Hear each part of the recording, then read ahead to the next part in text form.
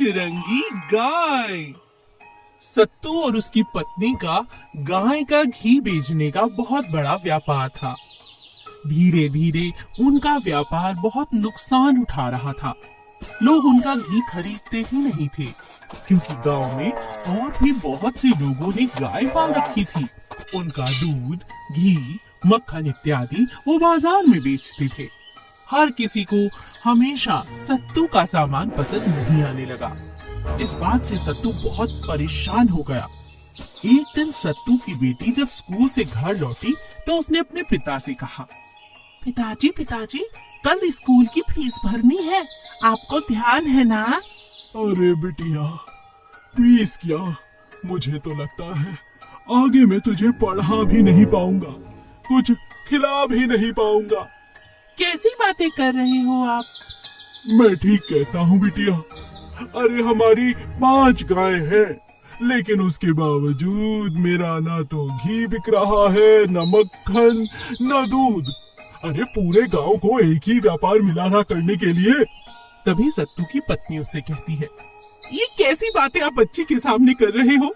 मैं मानती हूँ व्यापार में बहुत घाटा हो रहा है, लेकिन कोई उपाय निकालो। बच्ची को पढ़ाना लिखाना है कि नहीं?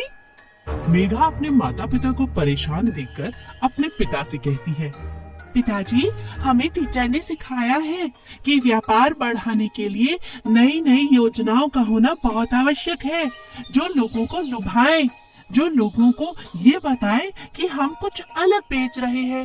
घी तो सभी बेचते हैं, आपको कुछ और करना होगा, जिससे आकर्षित होकर हमारे पास ग्राहक आए।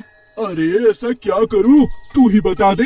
पिताजी, हमारे पास 5 गाय हैं, क्यों ना हम 4 गाय का रंग अलग अलग रंग से रंग दें? क्या कह रही हो बेटी? गाय का एक ही रंग होता है? अरे रंग बिरंगी गाय कभी देखी है क्या? वही तो कह रही हूँ पिताजी। अगर हम अपनी गाय को सुंदर खूबसूरत रंग से रंग देंगे तो लोगों को हम ये कह सकते हैं कि हमारे पास पंचरंगा घी है। अरे वाह बिटिया, तू तो बड़ी मजेदार बातें करने लगी। मेघा की माँ को मेघा की बातें बहुत अच्छी लगती हैं और वो अपने पति से कहती है, अरे बहुत बढ़िया योजना है, तुम करके तो देखो। सत्तू अपनी बेटी की बात मानकर हर जगह बड़ा बड़ा बोर्ड लगा देता है, पंचरंगी गाय का देसी घी। लोग उस बोर्ड को पढ़ते हैं तो सत्तू के घर गाय का दर्शन करने के लिए जरूर आते हैं। रंग बिरंगी खूबसूरत गाय देखकर हर कोई उनका घी खरीदता है। दिन प्रतिदिन अब सत्तू का घी बाजार में दूर दूर तक जाने लगा। सत्तू का व्यापार दिन दुगनी रात चौगनी तरक्की करने लगा। यह देखकर एक दिन सत्तू की पत्नी अपने पति से कहती है, अरे वाह, मजा ही आ गया।